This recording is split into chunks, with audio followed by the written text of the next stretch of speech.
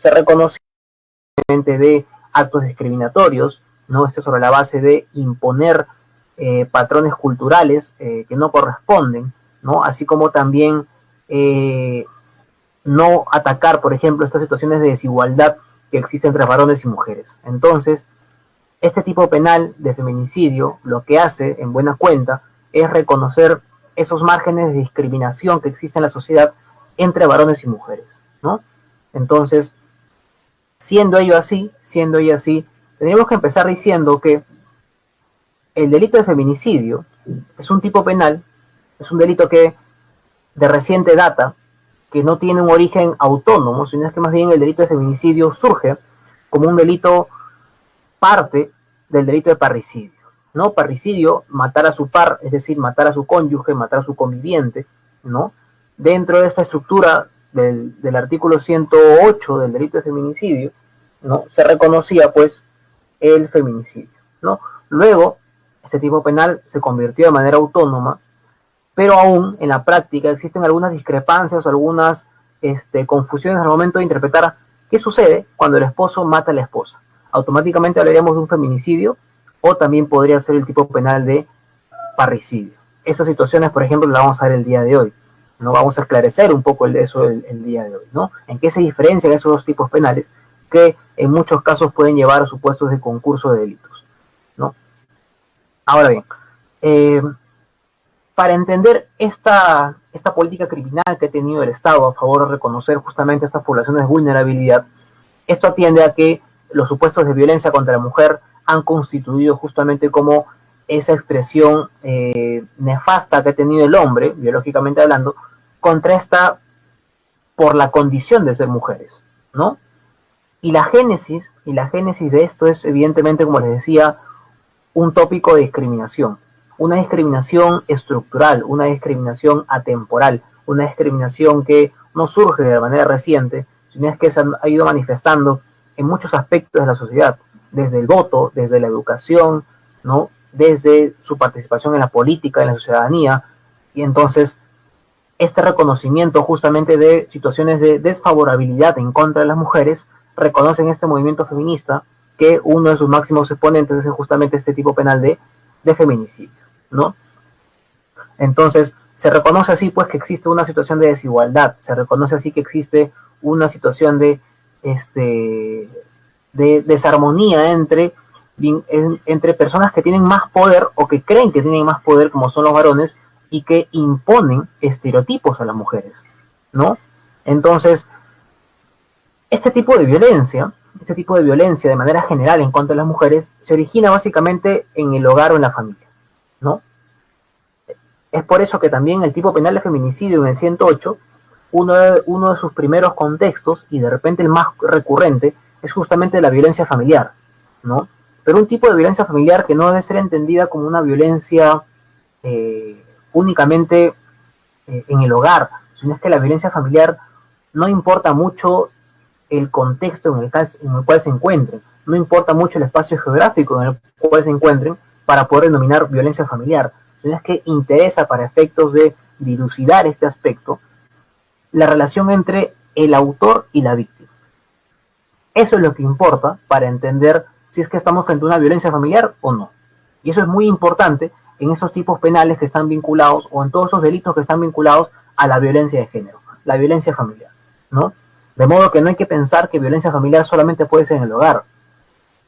Violencia familiar no solamente va a ser en la casa, sino que también puede existir violencia familiar en un centro comercial, puede existir violencia familiar en un supermercado, puede existir violencia familiar en el trabajo, en la calle, ¿no? En cualquier lugar podría existir violencia familiar.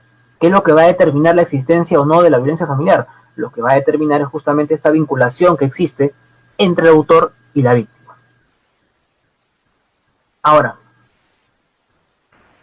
dejando en claro que la violencia familiar no está vinculada únicamente al espacio geográfico, sino que está vinculado más bien a la característica que existe entre el autor y la víctima, tenemos que definir ahora qué tipos de violencia familiar pueden existir, ¿no? Para eso, ya nuestra ley que regula justamente la violencia familiar ¿no? Establece que existen hasta 4 tipos de violencia familiar, ¿no? Las 2 primeras, que de repente han sido las más recurrentes, ¿no? Que es la violencia física y la violencia psicológica, pero además de ello también reconoce 2 tipos de violencias adicionales, que es la sexual y la patrimonial, ¿no? De modo que tendríamos que entender que violencia familiar está vinculado a 4 aspectos de la sociedad: física, psicológica, sexual y patrimonial, ¿no? Como quiera que exista una de ellas, ya tendríamos que hablar de violencia familiar. ¿Está bien? Esta ley 3036-4 es la que define justamente esos 4 tipos de violencia, ¿ya? Y este primer aspecto es importante porque el delito de feminicidio lo que hace justamente es regular el varón que mata a una mujer por su condición de tal.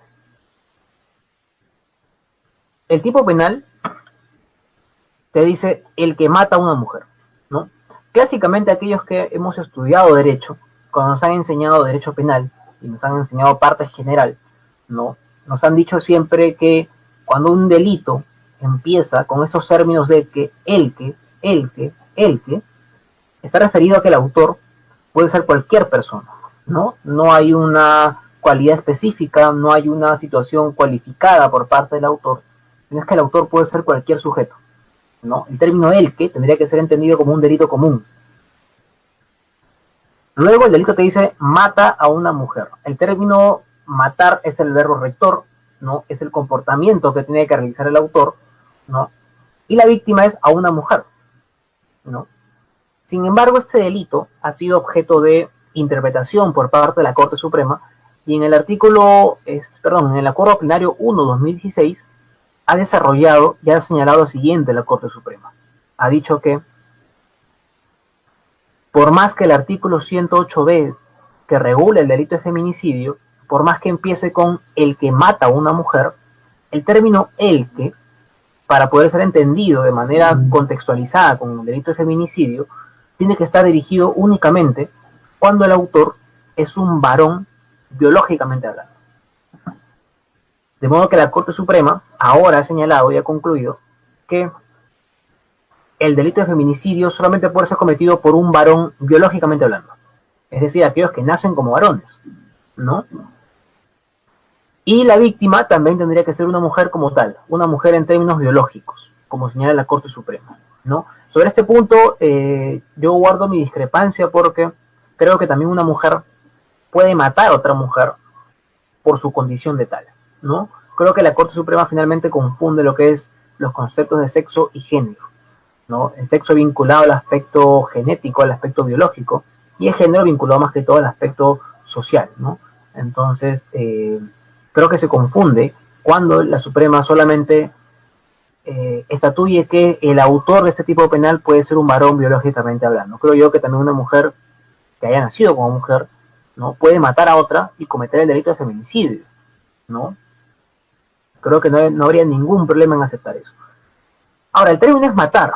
El término es matar. Ese es el verbo rector que tiene que cometer el autor. ¿A qué se refiere con matar? Bueno, para entender lo que es matar, tendríamos que hacer una acepción tanto activa como negativa, ¿no? Es decir, una acepción en el hecho de ejercer el acto de matar y otra acepción en el entendido de dejar matar, ¿no? O dejar que muera. De modo que feminicidio puede ser la persona que directamente coge un cuchillo, o coge un arma, coge una pistola, coge lo que fuere, un objeto contundente, y genera la muerte de manera violenta o de repente de manera activa, ¿no? O de repente golpeando, de repente disparando, ¿no? Eso perfectamente por acción puede ser entendido como matar, pero también puede ser, o también se puede realizar la conducta de matar a través de términos naturalistas, como antes les decían, de no hacer, ¿no? La omisión también puede calzar en esos tipos penales, ¿no? Pero, ¿qué tipo de omisión será? ¿Cualquier tipo de omisión? No. Será la omisión que, en términos de derecho, la conocemos como la omisión impropia, o también llamada comisión por omisión, ¿no? ¿Y a qué me refiero con esto?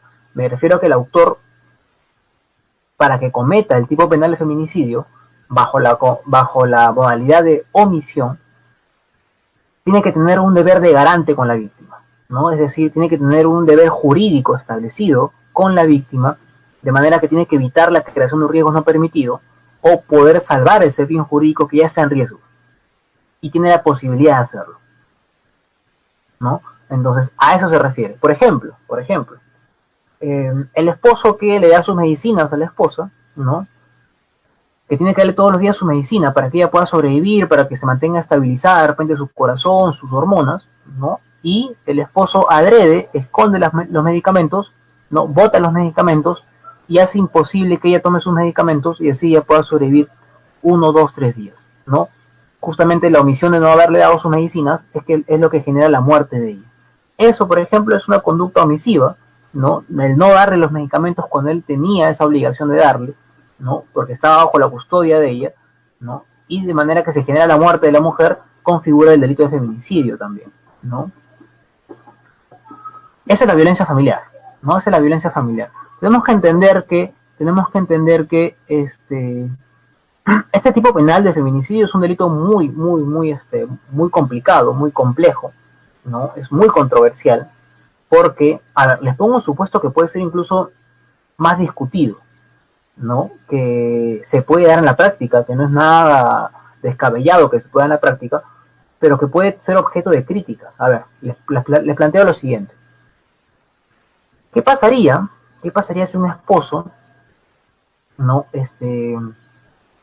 Dado que su esposa, imaginemos que cocina mal, ¿no? Y él le impone estos estereotipos a ella de que tiene que cocinar bien, de que ella es la que tiene que encargarse de la casa, de que ella es la que tiene que hacer los quehaceres, ¿no? Entonces, dado que él considera que ella cocina mal, le empieza a humillar todos los días. Cada vez que ella cocina algo, él le dice que es la peor comida que ha probado, es pésima, ¿no? Esa comida no puede comer ni una persona, ni un humano, son comidas para animales, y cosas así que ella, la mujer, hace que se sienta ofendida y se sienta humillada, ¿no? La acción del esposo es únicamente atacar ese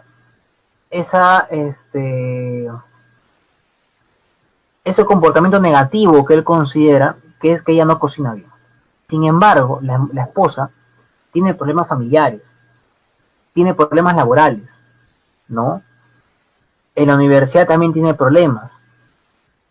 Y sumado a ello, en su hogar también le va mal. Entonces ella se siente abrumada por todo esto y decide quitarse la vida. La pregunta es, ¿el esposo podría responder por el delito de feminicidio? ¿El esposo ahí tendría responsabilidad por el delito de feminicidio? ¿No?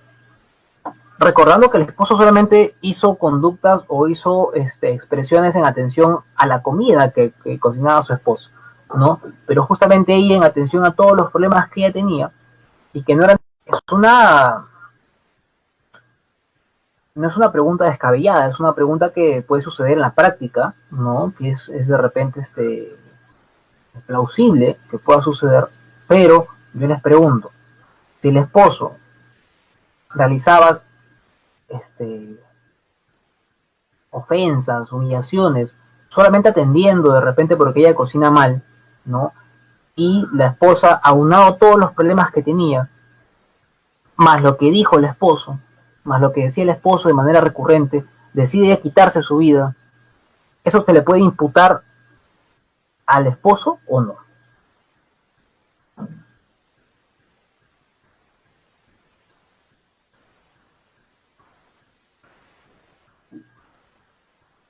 Es una respuesta un poco complicada, ¿cierto? Es una respuesta que importa, al menos desde el punto del derecho penal, desde el punto del derecho, ¿no?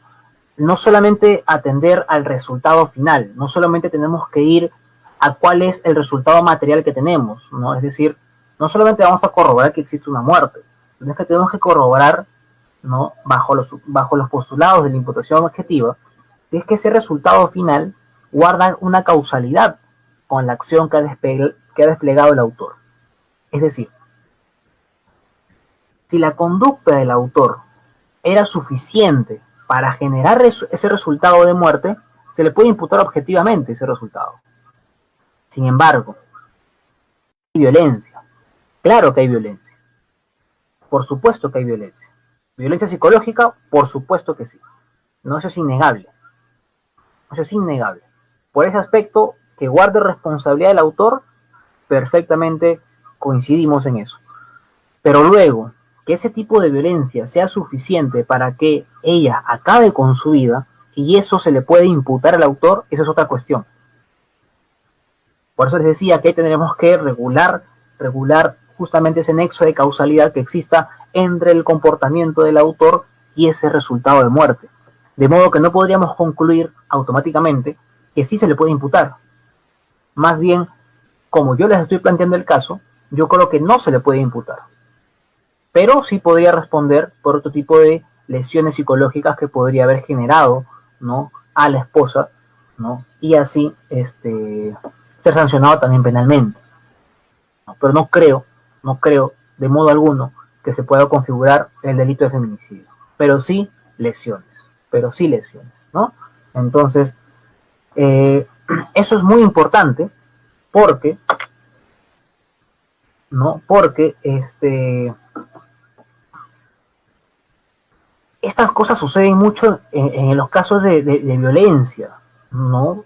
Porque no solamente tenemos que ir al resultado final, no tenemos que ir solamente a ese resultado último que tenemos, ¿no? Sino es que tenemos que analizar que ese resultado haya sido como consecuencia de la acción que haya desplegado el autor, ¿no? Por eso que les enfatizaba con el tema de la causalidad, ¿no? Tiene que haber una relación, tiene que haber un nexo causal entre el comportamiento y el resultado, de manera que si eso existe, se le puede imputar objetivamente ese resultado,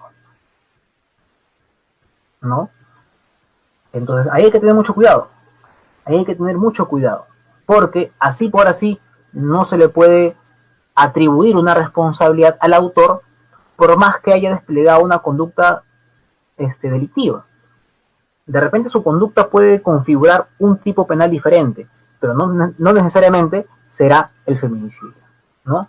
No necesariamente será el feminicidio. Entonces hay que tener mucho cuidado, porque a veces uno ve las noticias, ¿no?, y es lo más común, que uno, cuando hay un caso de feminicidio, por ejemplo, porque han detectado la muerte de una mujer, automáticamente los noticieros es otro feminicidio.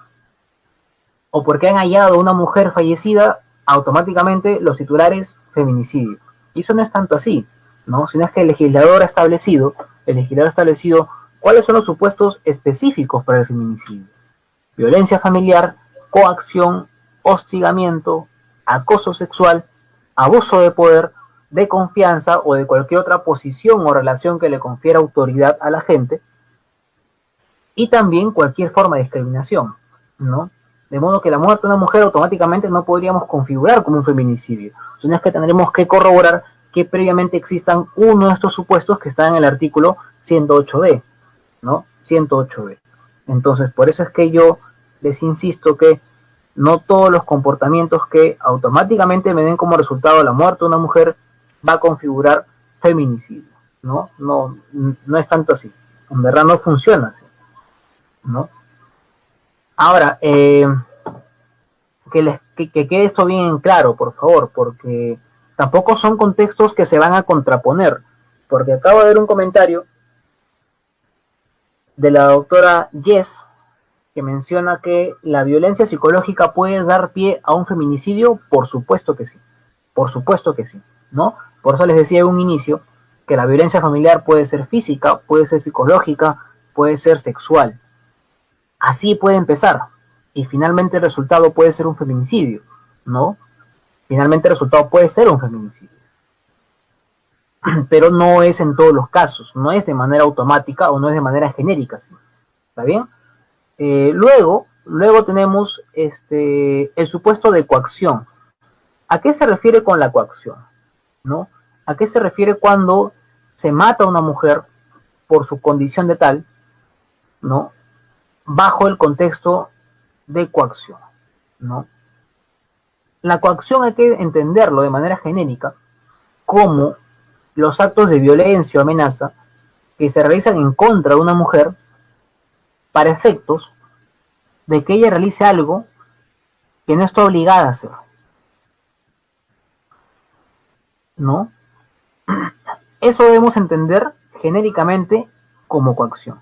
Pero evidentemente, como estamos en un delito de feminicidio, estos actos que van a ser obligados a la mujer a hacer cuando no lo está, están vinculados, ¿no?, a actos discriminatorios, ¿no? Están vinculados a actos de violencia física, psicológica y sexual, ¿no? No se refiere a cualquier tipo de obligación que le obligue a hacer la mujer, sino es que estas obligaciones en contra de las mujeres no están vinculadas al aspecto físico, psicológico y sexual, ¿no? Entonces, sobre ese contexto tenemos que analizar lo que es la coacción, ¿no? Sobre lo que es la coacción. Ahora, ¿qué es el hostigamiento? El hostigamiento es aquella conducta que les he puesto justo como ejemplo, ¿no? El hostigamiento es generar esos actos de hostigación, ¿no? Esos actos de malestar, de burla contra la mujer. De modo que el hostigamiento tiene que generar finalmente, ¿no?, un menoscabo a la autoestima de la mujer. Porque lo que se busca con hostigar es justamente humillar, ¿no? Es atentar el autoestima y la dignidad de la mujer. Eso es lo que se busca con el hostigamiento. Ahora, el acoso sexual, bueno, el acoso sexual tiene un tipo penal específico, de modo que el acoso sexual tiene que ser entendido como aquellos actos donde el autor busca la cercanía hacia la mujer o busca el contacto hacia la mujer sin que exista el consentimiento, y los fines para ellos tienen que ser eminentemente para realizar actos con contenido o de connotación sexual. Y esto es claro porque hablamos de acoso sexual. Si el contexto hubiera sido acoso nada más, los fines que hubiera perseguido el autor para acercarse o para tener cercanía con la víctima podría ser de cualquier índole. Sin embargo, acá el legislador establece de manera puntual que el acoso tiene que ser con fines sexuales, ¿no? Tiene que ser con fines sexuales.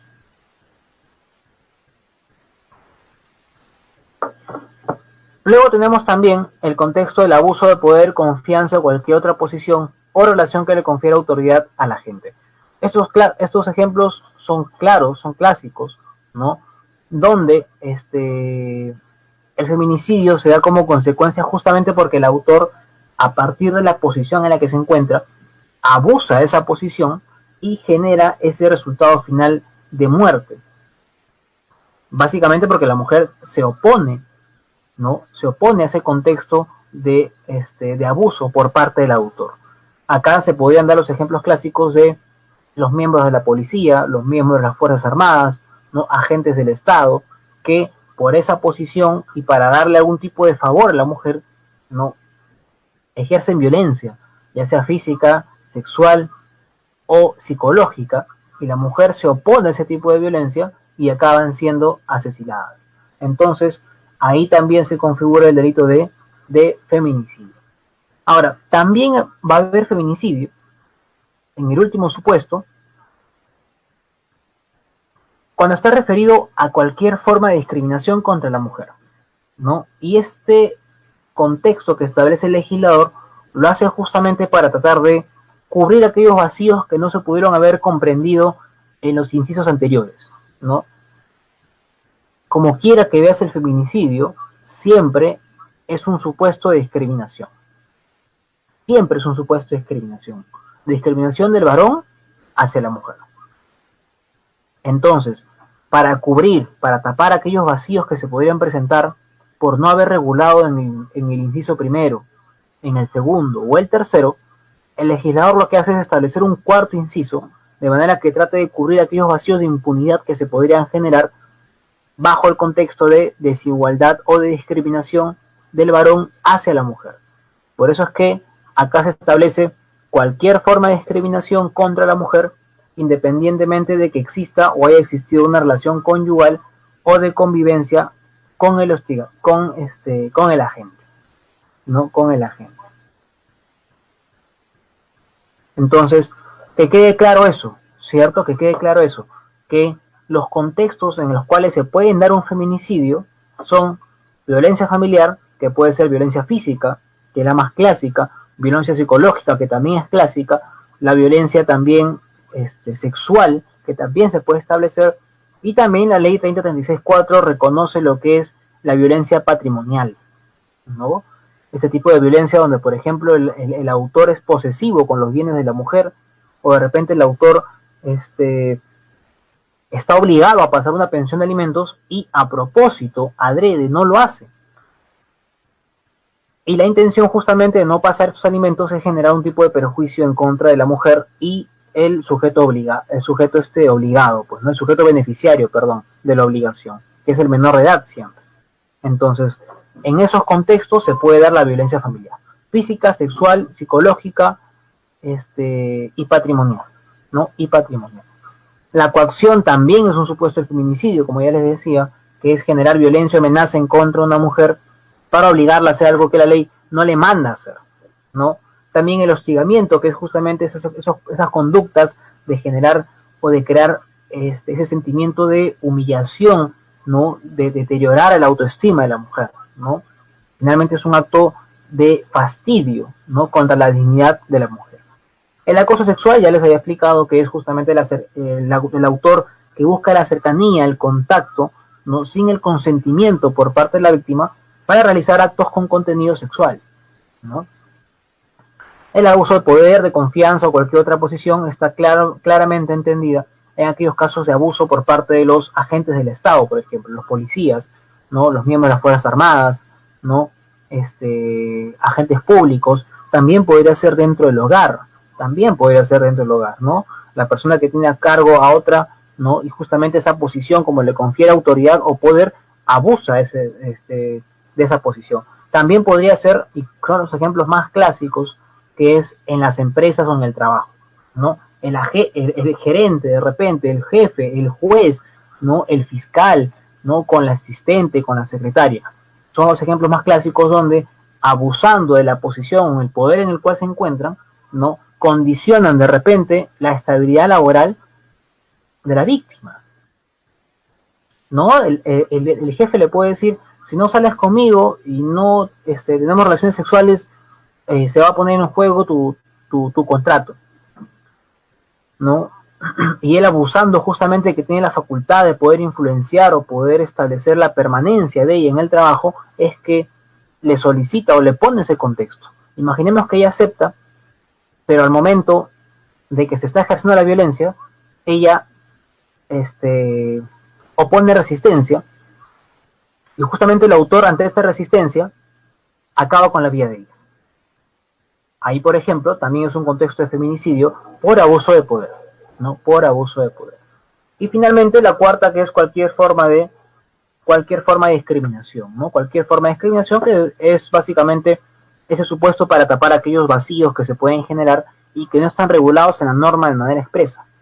¿Está bien? Entonces, dejando eso en claro, por favor, esos son los contextos básicos de feminicidio, y estos contextos nos van a servir bastante, no solamente para el tipo penal de feminicidio, sino es que también nos van a servir para poder entender cuándo se puede realizar lesiones graves contra las mujeres o lesiones leves contra las mujeres, e incluso el delito de agresiones contra las mujeres e integrantes del grupo familiar. Entonces, este contexto que les quede bien claro, por favor. Estos 4 contextos que esté grabado en su mente, porque vamos a repetirlos, ¿no? De manera constante. Este delito tiene una penalidad mínima de 20 años, ¿no? Una penalidad mínima de 20 años. Y si recurrimos a la parte general del derecho penal, tenemos que concluir que la pena máxima que se le puede imponer acá son 35 años, ¿no? De modo que la pena iría de 20 a 35 años.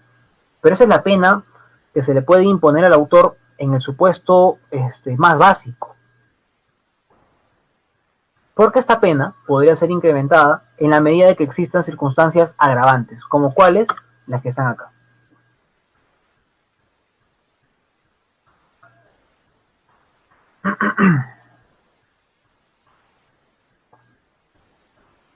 Acá, por ejemplo, la pena va a aumentar en 10 años, y miren, la pena de privación de libertad será no menor de 30 años, cuando concurra cualquiera de las siguientes circunstancias agravantes. Como verán, aumenta en 10 años, pero no te dicen cuánto va a ser el máximo. Pero si de todas maneras recurrimos a la parte general del derecho penal, tendríamos que concluir que la pena va a ser de 30 a 35 años, ¿no? La pena máxima que se puede establecer en el Código Penal son 35 años, salvo que el legislador establezca de manera puntual que se puede imponer la pena de cadena perpetua, ¿cierto? La pena de cadena perpetua. Entonces, ¿en qué contextos van a ser agravados? Primero, cuando la víctima era menor de edad o adulta mayor. Esto es facilísimo, ¿no? Sabemos que menor de edad está dirigido a los menores de 18 años y adulta mayor está dirigida a las personas que son mayores de 65 años. Sin embargo, esto no basta ahí, no basta con eso. No basta con corroborar que la víctima era menor de edad o era adulta mayor, sino es que para que se configure el agravante, es que el autor tiene que haber conocido esa circunstancia, tiene que haber sabido previamente que la víctima era menor de edad o era adulta mayor. Y justamente sobre la base de ese conocimiento, ¿no? Y él aprovechándose de esa condición de vulnerabilidad, porque claro está que una menor de edad y una adulta mayor son personas más vulnerables que una adulta normal, que una adulta que supera los 18 años, ¿no? No solamente desde el aspecto físico, sino también desde el aspecto psicológico, una menor de edad y una adulta mayor son personas más vulnerables. Entonces, cuando el autor conoce de la minoría de edad y cuando el autor conoce esta mayoría de edad, ¿no? Y se aprovecha de esa condición, es que recién configuramos con el agravante. De modo que si el autor, imaginemos que Juan mata a María, ¿no? En una discoteca, donde las personas que entran a esa discoteca solamente son mayores de edad. Sin embargo, cuando le hacen la necropsia a María, se percatan que María tenía 17 años. Sin embargo, Juan, cuando la vio a María en la discoteca, parecía perfectamente una mujer de 24 años o 25 años. Porque puede pasar, ¿cierto? Puede pasar los errores de tipo, ¿no? Donde una persona que se ve de menor de edad o se ve joven, en verdad no es tan joven como aparenta, ¿no? Alguien que puede tener 18 años, pero en verdad tiene 30 años o 35 años. O al revés, ¿no? Al revés también podría pasar, ¿no? Alguien que tenga 35 años, pero parezca alguien de 22 años.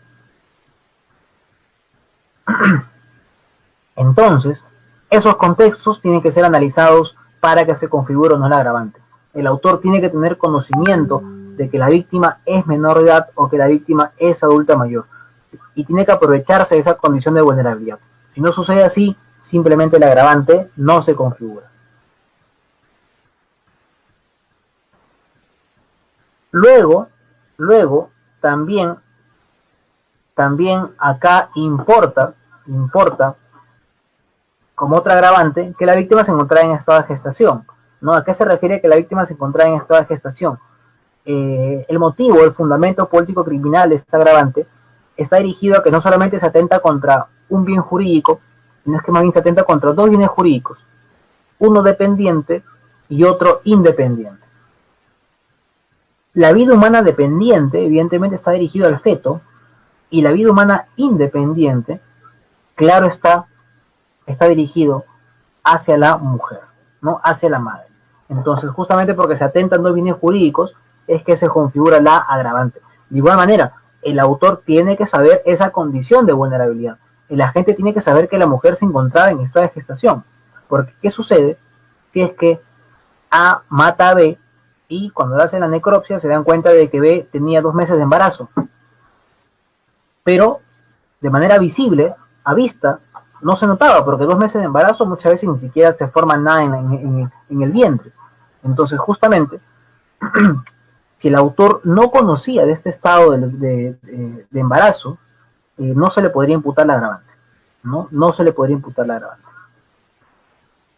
Luego te dice si la víctima se encontraba bajo cuidado o responsabilidad de la agente, ¿no? Esto lo que hace es reconocer un contexto de subordinación que puede existir tanto entre el autor y la víctima, ¿no? De manera que la conducta se va a agravar si es que la mujer se encontraba bajo cuidado o responsabilidad de la agente, ¿no? Justamente esta circunstancia se va a justificar porque hay un abuso de esa confianza que puede haber, ¿no? De esa dependencia que puede haber entre el autor y la víctima, ¿no? Acá puede darse los supuestos de los profesores con los alumnos, los tutores o los curadores también, ¿no?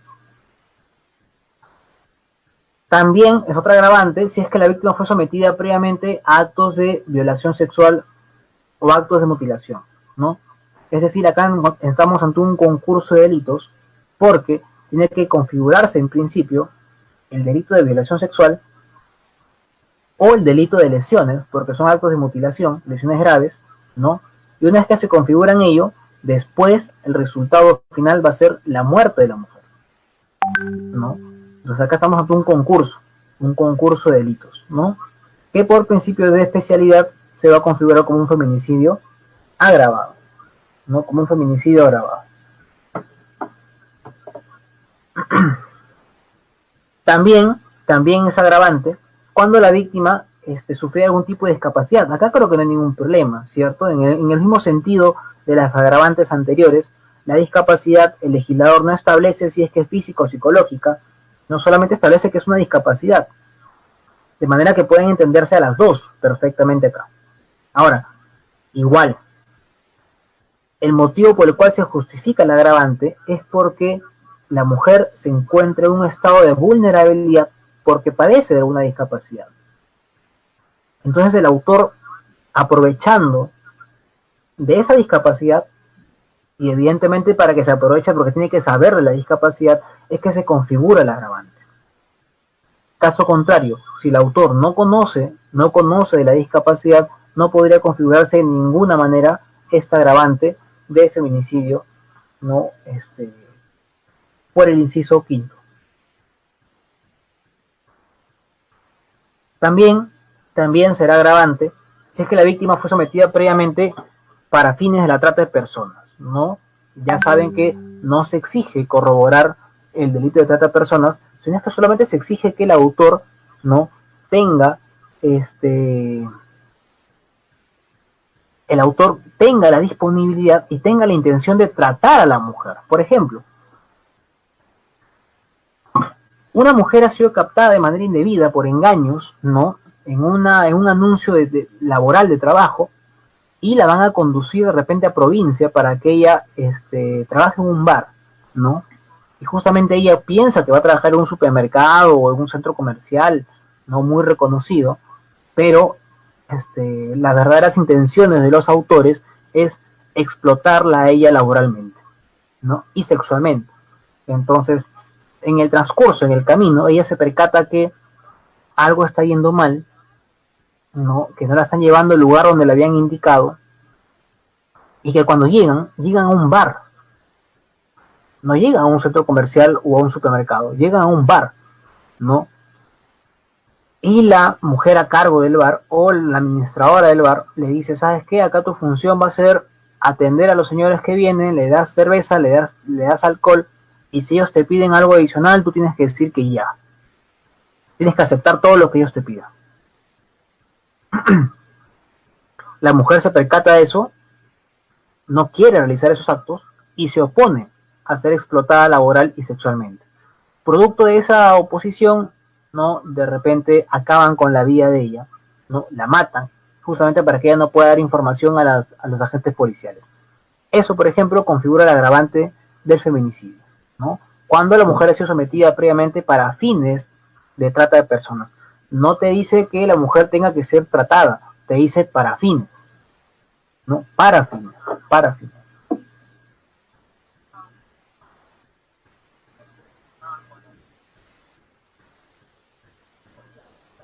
A ver, ¿qué sucede cuando la persona que abusa sexualmente es un menor de edad y la persona abusada es mayor de edad pero tiene discapacidad?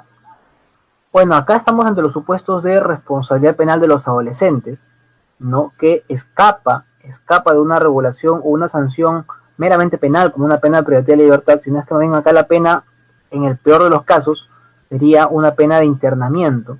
Sin embargo, acá sí tendría que haber responsabilidad, igual tendría que desplegarse un proceso penal, pero dirigido contra los adolescentes, ¿no?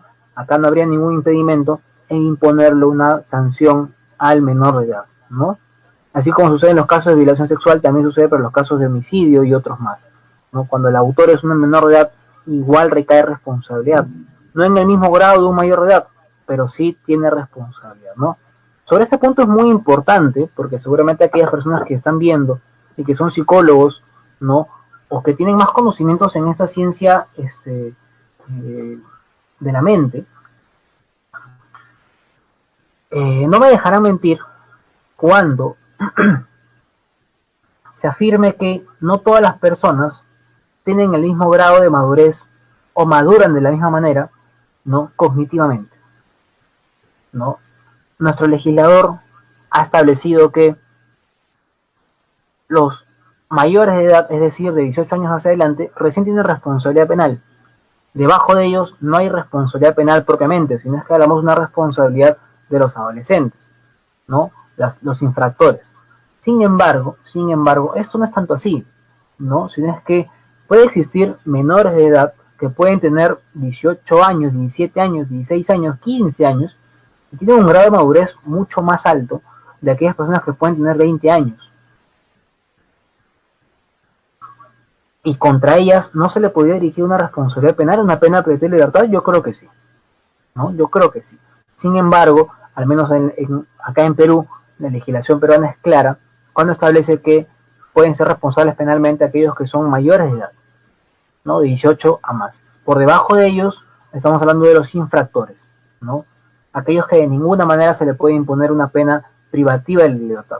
La pena más grave que se le puede imponer es una pena de internamiento, ¿no? La que conocemos que tiene que pagar cárcel, por decirlo así, en Maranguita, ¿no?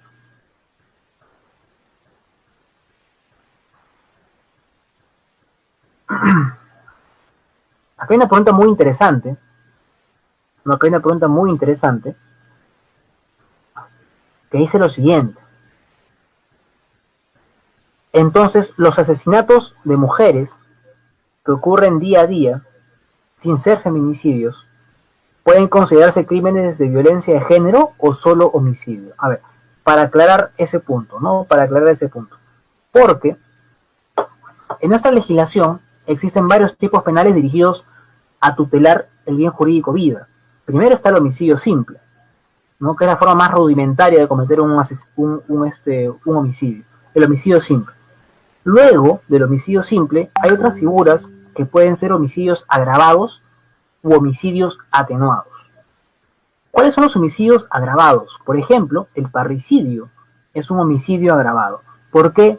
Porque entre el autor y la víctima tiene que haber esa relación de consanguinidad, o tienen que haber sido esposos o cónyuges o convivientes, ¿no?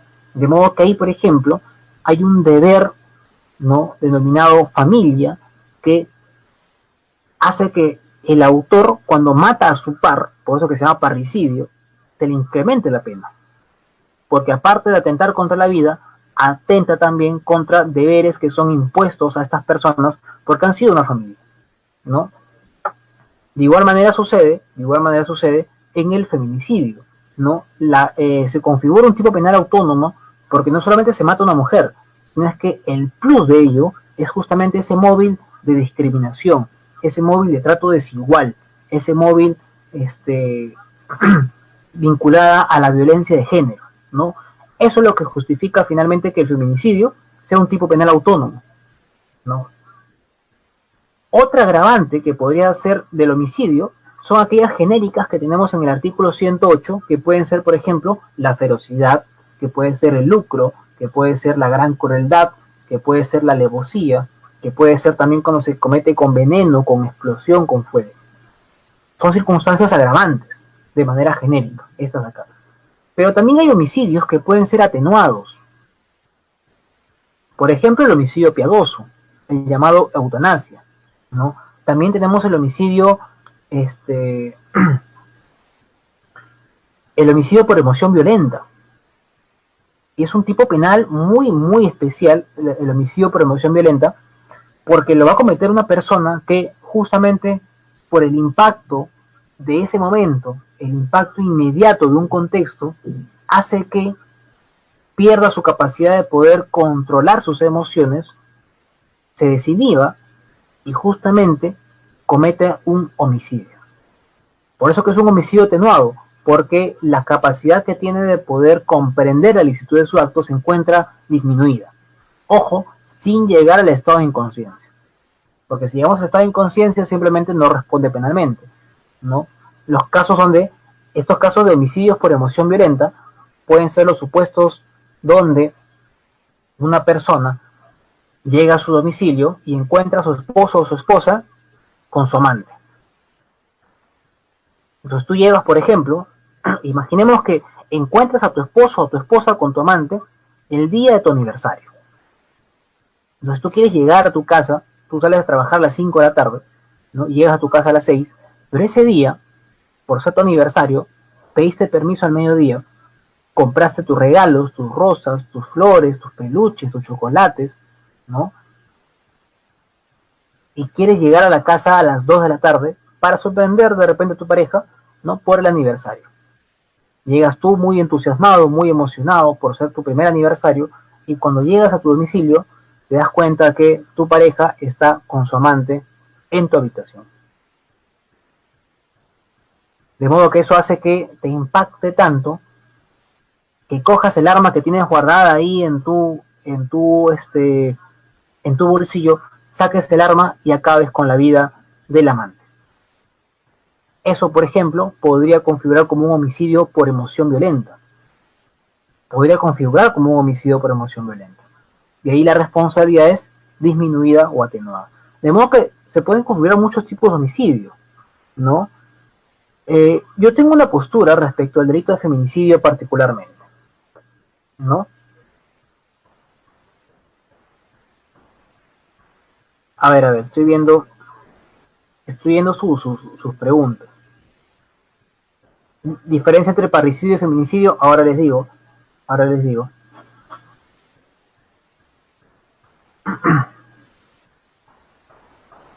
Eh, ya, ahora muy bien, los asesinatos contra las mujeres. Ahora les explico, justamente ahí quería entrar a tallar con los comentarios que ustedes están haciendo, que me parecen muy oportunos y muy interesantes, ¿no? De modo que, a ver, desde mi punto de vista, que no es la verdad absoluta, sino es que ustedes la pueden criticar, pueden estar a favor o no pueden estar a favor, no hay ningún problema, no hay ningún problema. Pero al menos les quiero manifestar mi punto de vista, ¿no? El delito de feminicidio es un delito que tiene una regulación casi reciente, ¿no? 2014, 2011, nace por ahí, se va desarrollando recién, 2014, 15, agarra cierta independencia, cierta autonomía, 2016 ya, y se va modificando y ahora tenemos este tipo penal de feminicidio con las agravantes y con las penas con las que están ahorita, ¿no? Eh, Tiene un aspecto positivo el feminicidio, pero yo creo que lo positivo es el fundamento, más no la regulación, ¿no? Eh, ¿A qué me refiero? Yo creo que sería inadecuado, sería incorrecto no atender y no comprender de que ha existido violencia contra las mujeres de manera estructural a lo largo del tiempo. Yo creo que eso está claro. Yo creo que nadie me podría discutir que las mujeres han sufrido un trato desigual en oportunidades, en ejercicio de derechos a lo largo de la historia, ¿no? Eso está históricamente comprobado, ¿no? Esos tratos desiguales yo creo que están perfectamente comprobados y eso no se puede discutir. Eso justifica y fundamenta la lucha en alcanzar esa igualdad de derechos entre los varones y las mujeres. Perfecto, perfecto. Eso me parece adecuado y oportuno. Y así lo están reconociendo en muchas legislaciones a nivel comparado. Pero, pero, yo creo que eso tiene que ser utilizado para reconocer no un tipo penal de feminicidio. Yo creo que la esencia está bien, tratar de reconocer la igualdad de derechos entre los varones y las mujeres, tratar de atender a estos tratos desiguales que han sufrido las mujeres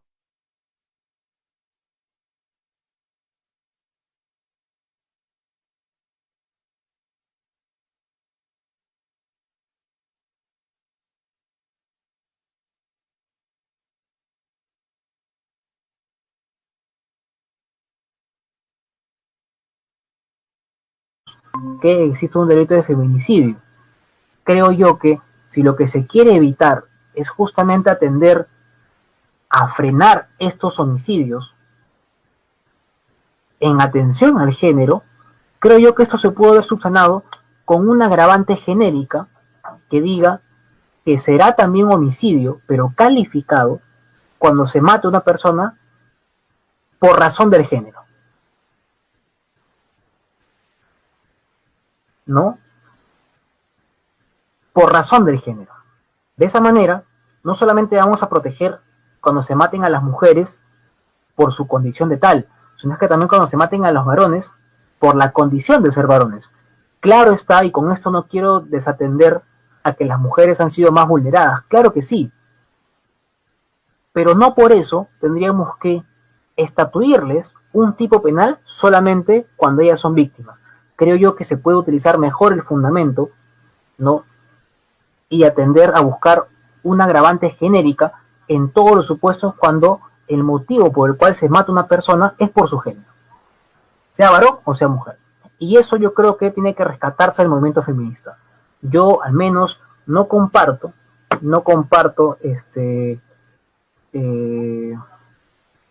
que exista un delito específico de feminicidio, ¿no? Porque ahí surgirían otros tipos penales como masculinicidio, ¿no? Y otras cosas más. Yo creo que el factor común es el género.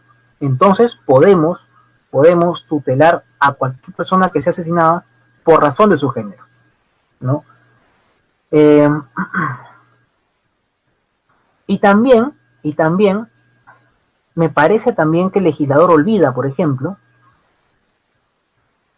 un contexto que es muy importante, que es muy delicado y que no lo está reconociendo. Es cuando las víctimas, por ejemplo, son menores de edad o son adultas mayores. Yo no sé a ustedes qué les parezca más reprochable: matar a un niño de 3 años o matar a una mujer por su condición de tal.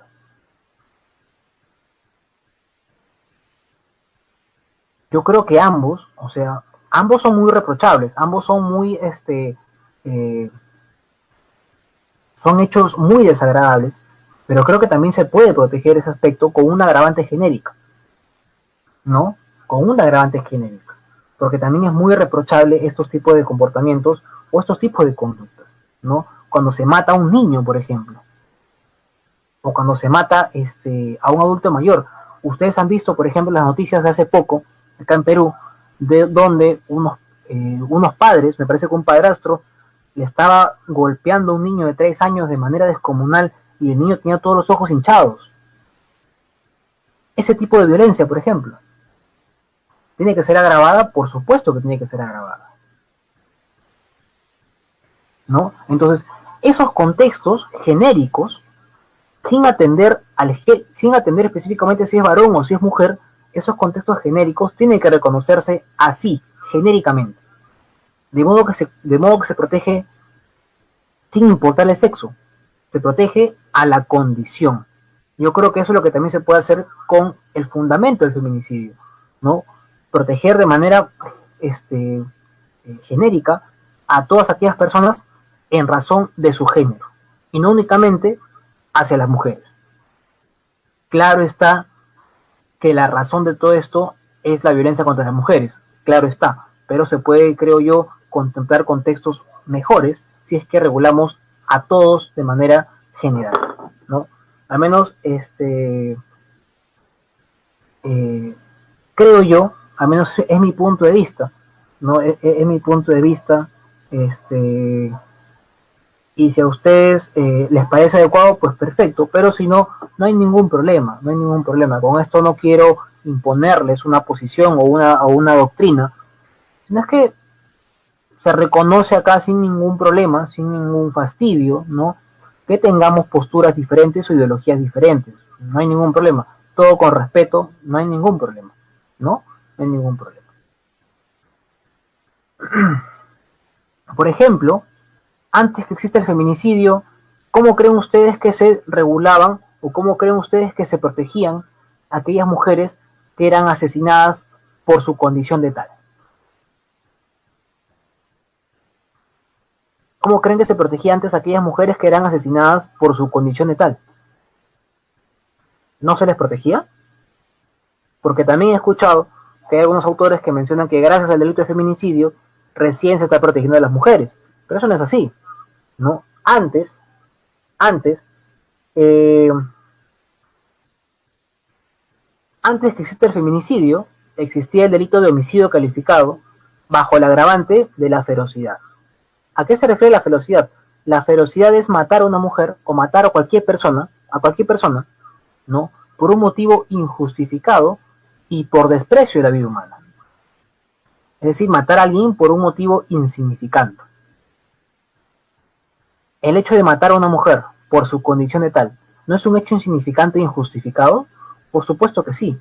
Entonces, ya antes de que exista el delito de feminicidio agravado, aquellos comportamientos que ahora calzan como feminicidio, calzaban antes como asesinatos por la agravante de la ferocidad.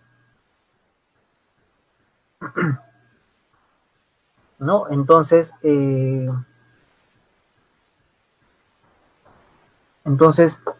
no era un homicidio cualquiera, no era un homicidio simple, era un homicidio calificado, era un homicidio con agravantes, ¿no?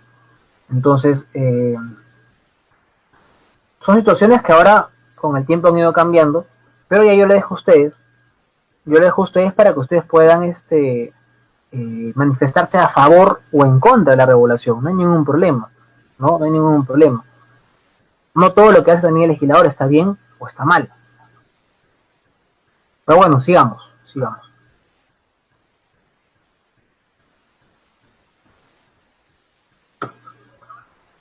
También habrá feminicidio agravado cuando concurran las circunstancias agravantes del artículo 108. ¿A qué se refiere con el artículo 108? Se refiere al asesinato, ¿no? Al asesinato. Entonces, ¿cuáles son las agravantes del delito de asesinato? Ya les había dicho, por ferocidad, por lucro, por codicia, gran crueldad, alevosía, para facilitar o ocultar otro delito, por veneno, por fuego, por explosión, ¿no? Entonces, esas agravantes también pueden concurrir en el delito de feminicidio. Sin embargo, no pueden concurrir todas, ¿no? No pueden concurrir todas. No es que tienen que concurrir en atención a los fines que persigue el autor, ¿no? Si ya les acabo de decir, por ejemplo, que el homicidio calificado por ferocidad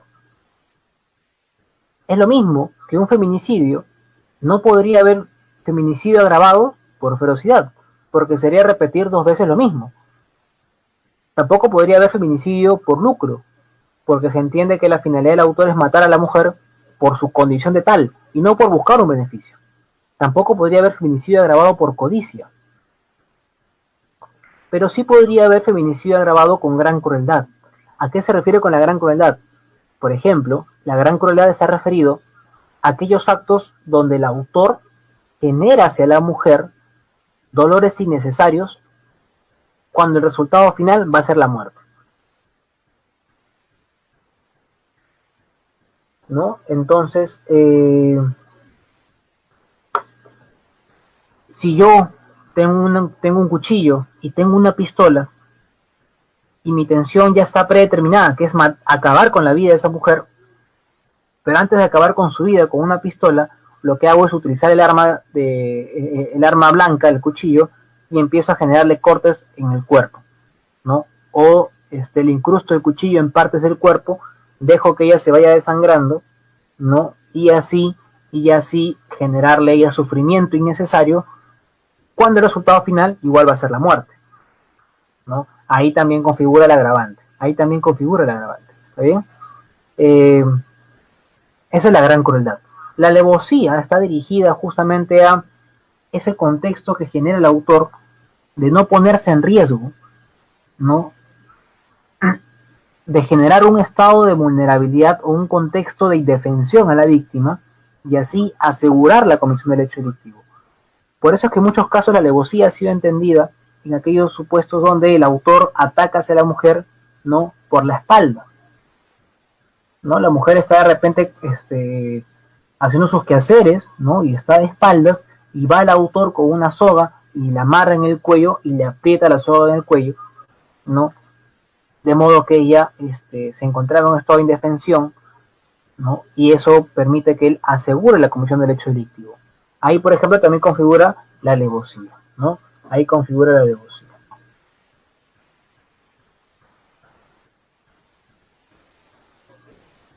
También, también, estoy viendo sus comentarios, parece una pregunta por ahí que podríamos resolver o podríamos absolver.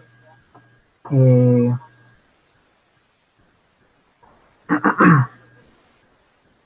pero veo que sus comentarios son más que todo opiniones, ¿cierto? Son opiniones, ¿no? Eh, También será agravado el feminicidio, ¿no? Cuando se comete en presencia de los hijos o las hijas, niños, niñas, o adolescentes, ¿no? Eso está clarísimo, creo que acá no hay mucha complicación, donde el autor comete este tipo penal, ¿no? A sabiendas de que hay un menor de edad que está presenciando el hecho delictivo, ¿no? Acá no hay ningún problema. Y finalmente, también es agravante cuando el autor, cuando el autor se encontraba en estado de ebriedad, ¿no? Pero ¿en qué punto del estado de ebriedad? A 0.25 gramos por litro de sangre, ¿no? ¿Qué quiere decir esto? Quiere decir que el autor se coloca adrede en estado de ebriedad para cometer su hecho delictivo. Porque sería diferente cuando el autor, estando ebrio, se le ocurre cometer el hecho delictivo. Ahí es diferente, pero lo que quiere decir acá este agravante es que el autor se coloca en estado de ebriedad para cometer el hecho delictivo, aquello que conocemos en el derecho penal como el acto libera in causa, ¿no? El acto libera in causa, las personas que se coloca adrede bajo el sometimiento de una fuerza física irresistible o un grado mínimo de estado de inconsciencia, ¿no? No podría llegar al estado de inconsciencia de ninguna manera, porque si llega al estado de inconsciencia, más bien no cometería ningún tipo de acción. Pero el autor se coloca adrede justamente para cometer el hecho delictivo, ¿no? Cuando concurren dos o más agravantes, la pena va a ser de cadena perpetua, ¿no? El legislador establece de manera taxativa que se puede imponer cadena perpetua acá, ¿no? Dos o más agravantes, cadena perpetua. ¿Está bien?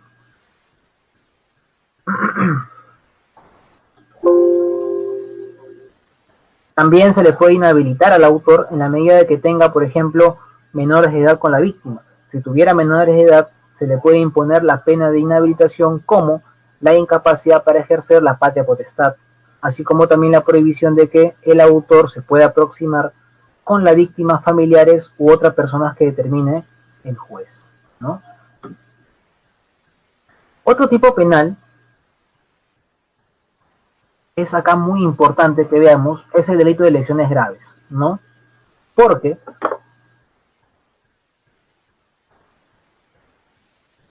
eh,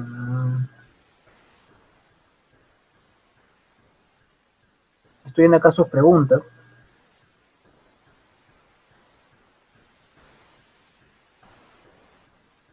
¿Cómo quedan los homosexuales y los transexuales? Bueno,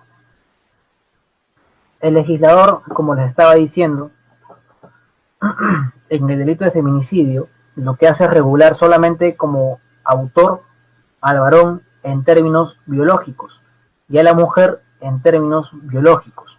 De modo que solamente puede ser autor aquella persona que haya nacido como varón, ¿no?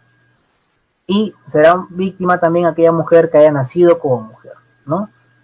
Esto evidentemente tiene sus críticas, porque como ya les decía en un inicio, ya les he dicho en un comienzo, lo que hace acá el legislador es confundir, o bueno, lo que hacen acá los jueces supremos es confundir el sexo con el género, porque el sexo sí está vinculado al aspecto biológico, mientras que el género está vinculado más al término social, cómo se representa la persona en la sociedad, ¿no? Entonces creo yo que acá hay una confusión más bien, y lo que hace el legislador es solamente encerrar como autores a los varones biológicamente hablando, ¿no? Entonces, al menos la Corte Suprema en el Acuerdo Plenario 1/2016 así lo ha establecido, ¿no? Si no comparten estos requisitos de ser varón biológicamente y la mujer biológicamente, no estaríamos ante un feminicidio, pero sí podríamos estar ante un delito de homicidio calificado, ¿no? Podríamos estar ante un homicidio calificado por ferocidad y no habría ningún problema con aplicarle el delito de asesinato. No quedaría como un homicidio simple, sino es que sería un homicidio calificado más bien, ¿no? Como verán, igual habría agravante, ¿no? Igual habría agravante.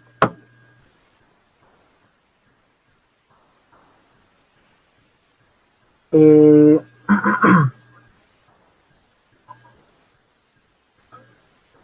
sí, esas son sus preguntas, básicamente lo que ustedes estaban dirigiendo. Otro tipo penal, como les decía, es el delito de lesiones graves, ¿no? Para ir avanzando un poco más con esto. Las lesiones graves, por su mismo nombre, están dirigidos a aquellos tipos de actos violentos, físicos, psicológicos o sexuales, ¿no? Donde lo que se busca acá es poner en peligro inminente la vida de la víctima. Esa es la intención, poner en grave peligro o en peligro inminente la vida de la víctima, ¿no? Entonces, esa es la finalidad que persigue el autor. ¿Y cómo lo puede hacer? Bueno, lo puede hacer generando un grave daño al cuerpo o a la salud de la víctima, ¿no? Y esto va a ser, por ejemplo, cuando se generen desfiguraciones de rostro, cuando se mutilen partes del cuerpo, cuando se cercenen órganos o cuando se deje incapacidad grave o invalidez permanente también a la víctima, ¿no? En esos contextos está entendido las lesiones graves, ¿no? En, en dañar de manera inminente la vida de la víctima, ¿no? Ahora, eso es en tanto los contextos que se puede dar la lesión grave, porque otro factor a tomar en cuenta para determinar la existencia o no de lesiones graves es el quantum de los días que te va a dar el médico como descanso o asistencia, ¿no?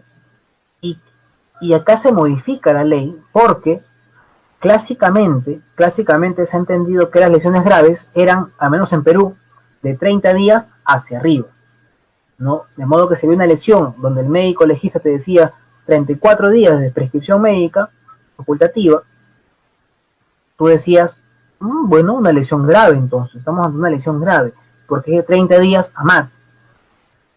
Sin embargo, lo que hace el legislador en atención justamente a la política criminal, ¿no? De violencia contra las mujeres, de atacar justamente estos actos violentos contra las mujeres e integrantes del grupo familiar, lo que hace el legislador es bajarle los días y ya no van a ser 30, ahora van a ser 20 o más, ¿no? Ahora van a ser 20 o más. Esto es muy importante porque acá ha habido una modificación en el Código Penal, ¿no? En el 121 lo que se establece ahora es que lesión grave no solamente va a ser cuando se ponga en peligro inminente la vida de la víctima, sino es que también cuando se generan lesiones que requieran 20 o más días de asistencia o descanso médico según prescripción facultativa, ¿no?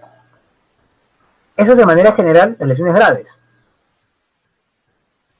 Pero hay un tipo penal específico que se llama lesiones graves contra las mujeres e integrantes del grupo familiar, ¿no? Entonces acá lo que hace el legislador solamente es entender que hay un tipo penal autónomo cuando las víctimas sean justamente las personas que están protegidas por la ley 3036-4, ¿no? Si ustedes revisan el artículo 7 de esta ley, ahí te establece quiénes son los sujetos de protección por esta ley, ¿no? Los convivientes, los cónyuges, los ascendientes, descendientes, cuarto grado de consanguinidad, segundo de afinidad, aquellos que hayan tenido también una relación, ya sea de convivencia, de esposos, ¿no? También se extiende a todas las personas que hayan vivido en el hogar. Sin embargo, se excluye a aquellas personas que estén en el mismo hogar, pero que medien, por ejemplo, relaciones contractuales. De modo que la nana no podría entrar como sujeto de protección por esta ley de violencia familiar, ¿no? Entonces, esta ley, la 3036-4, en el artículo 7, establece quiénes son los sujetos de protección, ¿no? Y a todos ellos es que está referido el tipo penal de lesiones graves contra las mujeres e integrantes del grupo familiar. Ojo, no solamente es contra las mujeres, no solamente las lesiones graves se protege contra las mujeres, sino que también se protege a los integrantes del grupo familiar. Entonces acá entran a ser sujetos de protección cualquiera, ¿no? Cualquiera.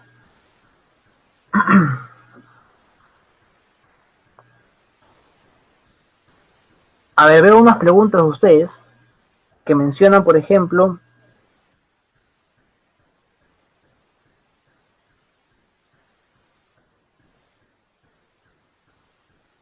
a ver, dicen el doctor Ricardo Palomino, por ejemplo, menciona, cuando la pena es cadena perpetua, habiendo asesinado delante de un niño y bajo los efectos de sustancias alucinógenas, el juez está en la potestad de reducir la pena a 35 años por haber reconocido el delito por parte del imputado. Acá tendríamos que aclarar lo siguiente, ¿no?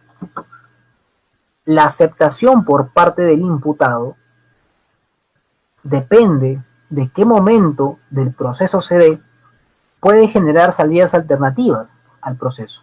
Por ejemplo, si le imputan a Juan de feminicidio y él,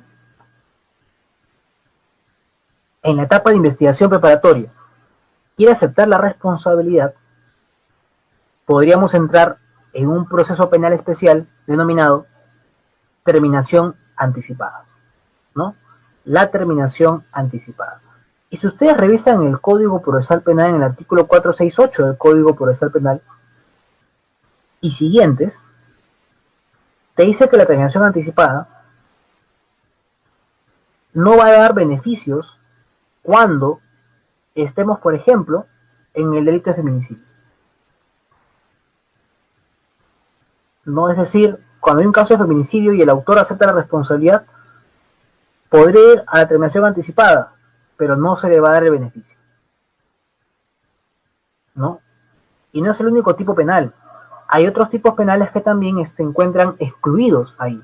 Por ejemplo, aquellos que están referidos, ¿no?, a la explotación sexual.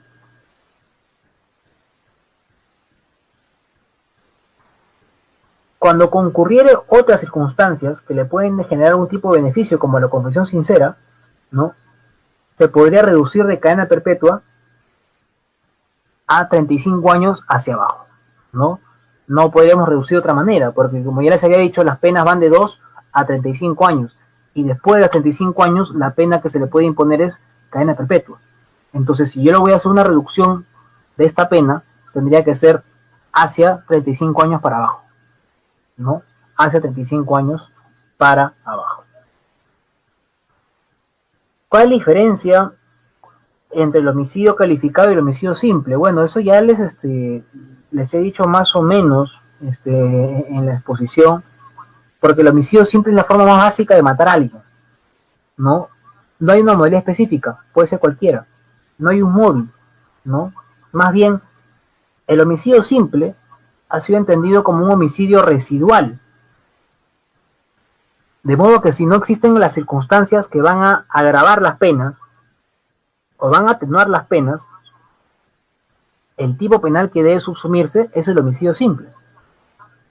El homicidio calificado, en el 108, tiene contextos específicos, como ya les había dicho: ferocidad, codicia, lucro, placer, gran crueldad, alevosía, para facilitar o ocultar otro delito, por veneno, por fuego, por explosión, ¿no? Son contextos específicos y cualificados. Si se presenta una de las circunstancias, evidentemente hablaremos de un homicidio calificado, y si no, seguramente va a ser un homicidio simple. Y ya les explicaba qué es cada una de las agravantes, más o menos, ¿no? Por ferocidad ya les he dicho que es cuando se genera la muerte de una persona, de manera general, por un motivo insignificante o injustificado, ¿no? Y por desprecio de la vida humana. Eso es la ferocidad. La alevosía ya les he dicho que es justamente cuando el autor lo que busca es generar este resultado de muerte, generando un estado de indefensión, ¿no?, de la víctima, ¿no? Y así él no ponga en peligro su integridad y la comisión del hecho delictivo, ¿no? Luego también tenemos, por ejemplo, la gran crueldad, que es generar dolores innecesarios a la víctima, ¿no?, cuando el resultado final va a ser uno de muerte, ¿no? Y así, ¿no? Otras circunstancias agravantes que ya son más claras, ¿no? Por fuego, por explosión, por veneno, creo que se entiende a qué se refiere. Para facilitar o ocultar delito, creo que también se entiende. Por placer, por codicia, también creo que se entiende. y que ya están establecidos ahí en el artículo 108 que ya les había mencionado, ¿no? Ya les había mencionado.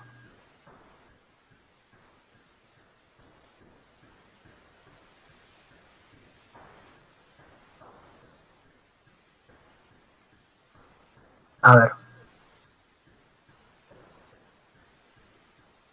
aquí hay una pregunta muy interesante que se llama, ¿se pueden emitir medidas de protección en un contexto de violencia si es pareja de homosexuales?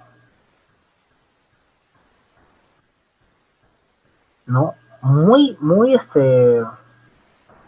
controvertida esa pregunta, ¿no? Sin embargo, déjenme decirles que en la práctica sí he visto, ¿no? En la práctica he tenido la oportunidad de ver, por ejemplo, que entre parejas homosexuales sí se han podido dictar medidas de protección, ¿no? Por más que aún en el Código Civil no se reconozca a las parejas como tales de homosexuales, ¿no? Porque tendría que estar ahí primero regulado como parejas ahí, ¿no? Como situación de convivencia, como situaciones de matrimonio entre homosexuales, ¿no? Sin embargo, pese a que no existe una regulación expresa, ¿no? También esta ley de violencia familiar eh, o hacia las mujeres integrantes del grupo familiar también reconoce como objeto de protección cuando se da violencia entre enamorados, por ejemplo, o entre novios, ¿no? De modo que he visto he visto una vez en Lima Norte, donde se dictó una medida de protección en una pareja homosexual, ¿no? Una pareja homosexual, ¿no? Pero es el único caso que he podido ver, al menos yo, de manera personal. Pero creo yo que justamente la legislación tendría que ir en ese horizonte, ¿no? De reconocer estas situaciones de igualdad, ¿no? Porque al menos la ley todavía no es clara en decir que sí se admiten como parejas legalmente establecidas, ¿no? Y esa es básicamente la barrera que establecen los jueces al momento de no dictar medidas de protección en parejas homosexuales. Pero creo yo que perfectamente debería, ¿no? Perfectamente debería.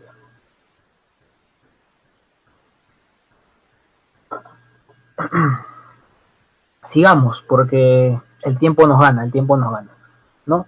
Eso es entonces las lesiones graves, ¿no? Como ustedes van a ver acá, los contextos para entender una lesión grave contra las mujeres e integrantes del grupo familiar, como ustedes pueden ver acá, son los mismos o son muy similares a los que ya hemos visto. Porque primero te dice si la víctima es mujer y es lesionada por su condición de tal, ¿en qué contextos? La del 108. ¿Y cuál es el 108? El delito de feminicidio. ¿Y cuáles son los contextos de feminicidio? Violencia familiar, coacción, hostigamiento, acoso sexual, abuso de poder, cualquier forma de discriminación y bueno, ya están esos cuatro, ¿no? Ya están esos cuatro. Entonces, en esos contextos, ¿no? Se protege también a las mujeres cuando se violenta contra su salud o integridad física, así como también a los integrantes del grupo familiar, ¿no? Acá, por ejemplo, también se dice cuando la víctima se encuentra en estado de gestación. Creo que ya se entiende a qué se refiere con estado de gestación. También cuando la víctima es padrastro, madrastra, ascendiente, descendiente por consanguinidad, por adopción, por afinidad. Miren, pariente colateral también, ¿no? Hasta el cuarto grado de consanguinidad o adopción, o segundo grado de afinidad. También aquellas personas que habitan en el mismo hogar, siempre y cuando no existen estas relaciones contractuales o laborales entre ellas, ¿no? Por eso que les decía que se descartaba a las nanas, por ejemplo, ¿no? Y lo demás ya lo hemos visto también, ¿no? Cuando la víctima mantiene cualquier tipo de relación de dependencia, eso ya lo hemos visto, ¿no? Cuando se hubiera utilizado cualquier tipo de arma, objeto contundente o instrumento que ponga en riesgo la vida de la víctima. Acá no hay mucho que explicar, ¿no? Te dice cualquier tipo de arma, puede ser arma de fuego, puede ser arma blanca, no hay ningún problema. Objeto contundente, ¿no? Cuando se hubiera realizado con ensañamiento o alevosía. El ensañamiento tenemos que entenderlo como la gran crueldad, es decir, cómo generar dolores innecesarios a la víctima para finalmente generar este resultado de lesión grave, ¿no? Y la alevosía también ya les he explicado que es la forma de generar un estado de indefensión donde el autor no se ponga en riesgo y busca asegurar la comisión del hecho delictivo, ¿no?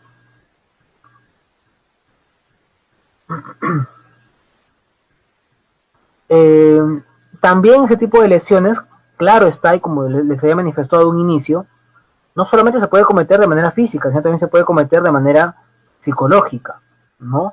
Y acá justamente en el inciso 7 te menciona, cuando la afectación psicológica se hace referencia a partir de que los niños, niñas, hijos o hijas o adolescentes hayan presenciado, ¿no? Hayan presenciado estos hechos de violencia familiar o de violación sexual, ¿no? Y estuvieran bajo el cuidado de la víctima, ¿no? También va a ser circunstancia agravante cuando el agente se encuentra en estado de ebriedad. Y acá lo que ya les había manifestado ya hace un momento. El autor tiene que colocarse en el estado de ebriedad, ¿no? No basta con que el autor se encuentre ebrio, sino es que el autor tiene que colocarse en estado de ebriedad y así cometer el hecho delictivo de lesiones graves, ¿no? Y finalmente, esa es una circunstancia muy importante porque te dice, cuando la víctima muere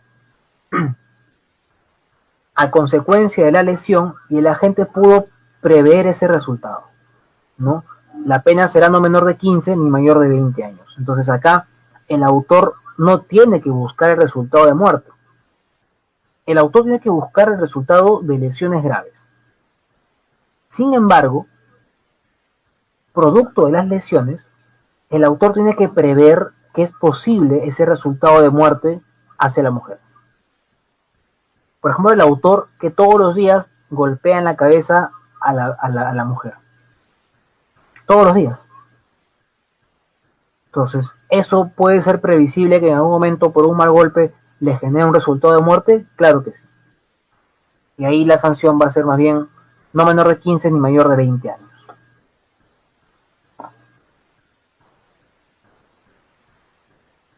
También tenemos cuando las lesiones no son tan graves, sino es que más bien son las llamadas lesiones menos graves o lesiones leves, donde acá no se pone en peligro para nada la vida de la víctima, sino es que más bien acá el factor determinante va a ser justamente los días de prescripción o asistencia médica, ¿no? Acá la mujer o integrante del grupo familiar tiene que tener entre 10 a 19 días de asistencia o descanso médico, ¿no? Entre 10 a 19. Recordemos que la lesión grave era de 20 a más, ¿cierto?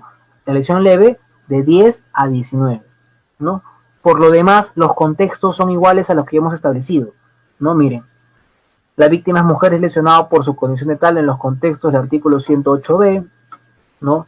La víctima se encontraba en estado de gestación, la víctima es cónyuge, excónyuge, eso ya está. La víctima mantiene cualquier tipo de relación de dependencia, también ya está. Cuando la gente actúa en estado de ebriedad, también ya lo hemos analizado, ¿no? Y finalmente,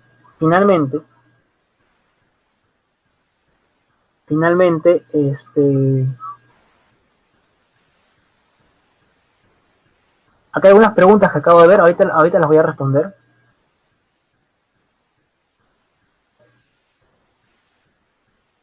Ahorita las respondo. Estoy leyendo justamente sus interrogantes. ¿Ya? Y finalmente tenemos el delito de agresiones contra las mujeres e integrantes del grupo familiar. Este tipo penal es nuevo porque antes que existan las agresiones como delito, existían las faltas, ¿no? Y las faltas en el Código Penal no merecían una pena privativa de la libertad, sino es que la sanción era únicamente 10 multas, ¿no? Servicio comunitario, entre otro tipo de penas, ¿no? Pero no existía una pena privativa de libertad. Es más, la tramitación de las faltas es a través del juzgado de paz letrado, ni siquiera se tramita en un juzgado penal, ni en una fiscalía penal, ¿no? Sino es que interviene ahí el juzgado de paz letrado. Entonces, ¿qué sucede ahora? Si hay violencia física, psicológica, sexual o patrimonial, desde un día hasta 9 días, ya es delito. Eso ya es delito. Antes era una falta, ahora ya es delito. Será delito siempre y cuando sea en contra de una mujer por su condición de tal o los integrantes del grupo familiar. Pero si se da una lesión entre dos amigos, ¿no? Porque están en un bar y se generan 2 a 3 días de descanso médico cada uno de ellos, Eso no es agresiones, porque no está dirigido contra una mujer o contra integrante del grupo familiar. Pero si sí estuvieran dirigidos hacia sus sujetos, por más que sea un día de descanso médico, ya es delito. Y justamente estos tipos penales son aquellos que tienen más carga laboral, son aquellos que se generan más controversias en los juzgados, ¿no? O en las fiscalías. Porque llega, llega una mujer, por ejemplo, y denuncia que su esposo le acaba de agredir físicamente o verbalmente, y al día siguiente, a los 2 días, ya se reconcilian, y la ley ahora y el reglamento de violencia familiar establece de manera taxativa, por ejemplo, que la mujer o que la sola manifestación de la mujer no es suficiente para archivar y retirar la denuncia, sino es que para que se archive y se retire la denuncia tiene que ser calificado previamente por el fiscal, ¿no? Entonces, esto es muy delicado, ¿no?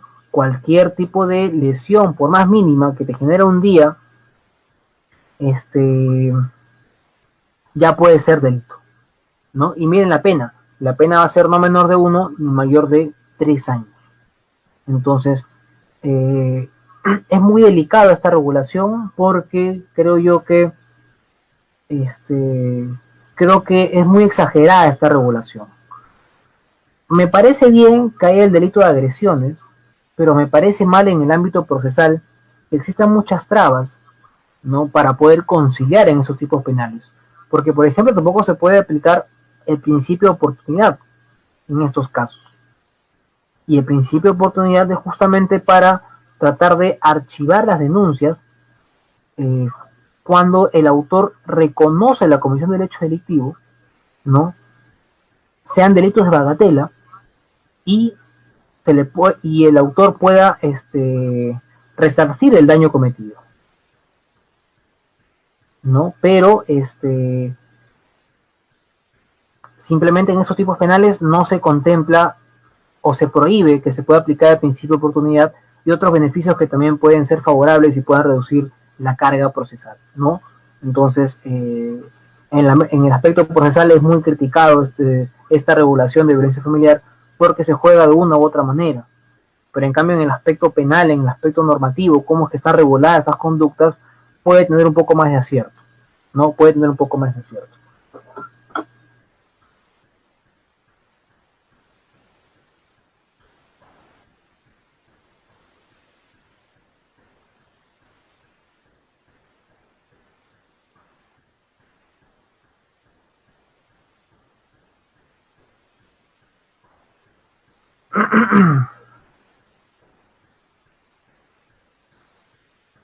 Estoy viendo sus preguntas y,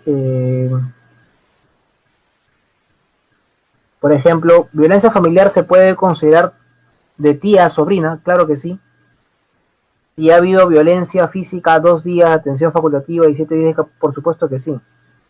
No, no, claro que sí. Sí es un contexto de violencia familiar. No, es un contexto de violencia familiar. Me parece curioso que no le hayan contemplado a la doctora Giovanna como un supuesto de violencia familiar. Más bien la ley 3036-4 establece justamente cuando se da también violencia entre integrantes de una agrupación familiar, ¿no? Creo que se entiende mal, creo que se confunde mucho cuando se dirigen a dos sujetos diferentes, porque la ley se dirige a proteger a las mujeres y a los integrantes del grupo familiar, ¿no? Entonces, son contextos determinados para cada uno de ellos. Para la mujer tenemos que ir al artículo 108b, pero contra los integrantes del grupo familiar puede ser cualquier tipo de violencia, física, sexual, patrimonial o psicológica. No hay ningún impedimento, ¿no? Entonces ahí me parece muy delicado que no lo hayan regulado como un contexto de violencia familiar, ¿no?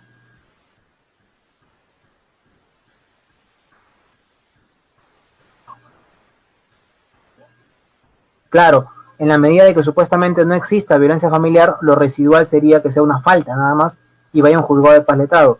Sin embargo, creo yo que sí es un contexto de violencia familiar eso de ahí. No, eso está en la ley 3036-4. Ahí en los sujetos de protección, el artículo 7, sería importante que lo puedan revisar y con eso lo puedan más bien fundamentar, ¿no? Porque sí sería un contexto de violencia familiar, ¿ya?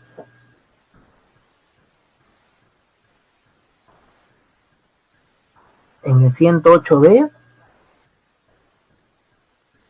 en el 108B solamente feminicidio, ¿no? Donde tiene que ser el autor varón y la víctima mujer, ¿no? No creo que sea un contexto de 108B, más bien creo que es un contexto de violencia familiar de manera genérica, como establece la ley 3036-4. ¿Ya? También, como mencionó la doctora Anabelli, pues la violencia, como les decía, podría ser física, podría ser psicológica, podría ser patrimonial y podría ser sexual, ¿no? En esos cuatro aspectos se establece que puede existir violencia, ¿no? Y la ley lo que hace es regular y establecer esos cuatro contextos de violencia.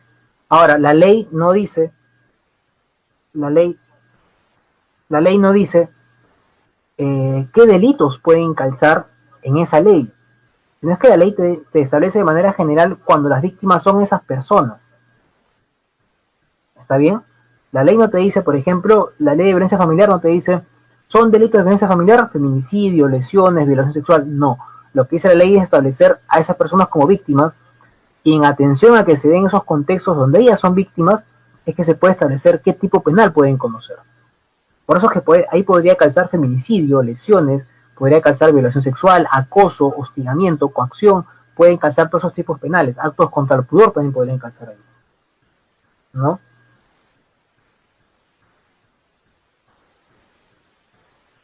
Ya, doctores, entonces,